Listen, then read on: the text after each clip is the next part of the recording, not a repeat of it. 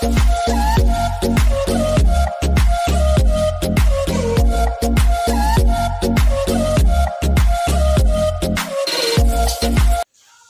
Friends, welcome to ராசி tips. எல்லோரும் எப்படி இருக்கீங்க? நல்லா இருக்கீங்களா? இன்றைக்கி நம்ம ராசி டிப்ஸ் சேனலில் நம்ம பார்க்க போகிற வீடியோ என்னென்னு பார்த்தீங்கன்னா, ஒரு டிப்ஸ் வீடியோ தான்.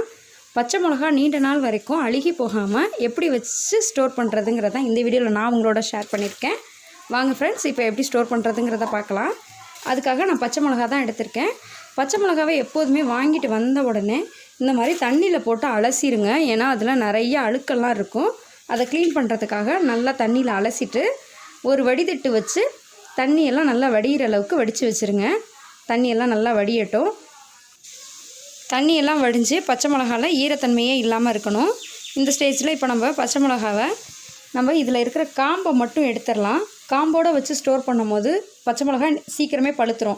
அதுக்காக ஒவ்வொரு பச்சை மிளகாவையும் நீங்கள் எடுத்து அதில் இருக்கிற காம்பெல்லாம் க்ளீன் பண்ணிவிட்டு எடுத்து வச்சுருங்க. பச்சை மிளகா பார்த்திங்கன்னா ஒரு சில பச்சை மிளகா நல்லா டார்க் க்ரீன் கலராக இருக்கும். அப்படி இருக்கிற பச்சை மிளகாவை நம்ம தனியாக வச்சு ஸ்டோர் பண்ணணும். ஒரு சில பச்சை மிளகா பார்த்திங்கன்னா லைட்டாக பழுப்பு நிறத்தோடு இருக்கும்.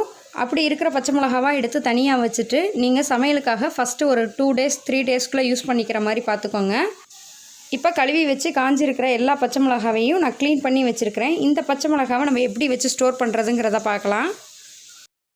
அதுக்காக நான் ஏர் டைட்டான பிளாஸ்டிக் பாக்ஸ் தான் எடுத்திருக்கேன். இதில் கொஞ்சம் கூட ஈரமே இல்லாத அளவுக்கு பார்த்துக்கோங்க. அதில் ஒரு டிஷ்யூ பேப்பர் அல்லது நியூஸ் பேப்பர் எடுத்துகிட்டு நம்ம க்ளீன் பண்ணி வச்சுருக்கிற பச்சை மிளகாவை இதில் போட்டுருங்க.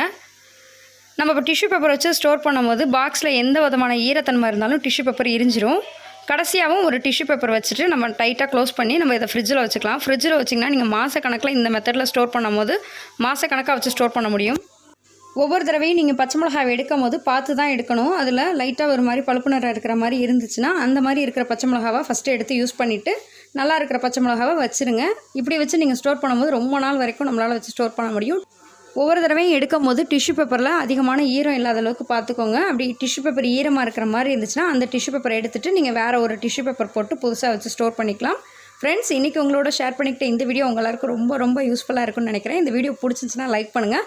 யாருக்கெல்லாம் இந்த வீடியோ யூஸ்ஃபுல்லாக இருக்குன்னு நினைக்கிறீங்களோ உங்கள் ஃப்ரெண்ட்ஸ் ஃபேமிலி எல்லாருக்கும் ஷேர் பண்ணுங்கள்.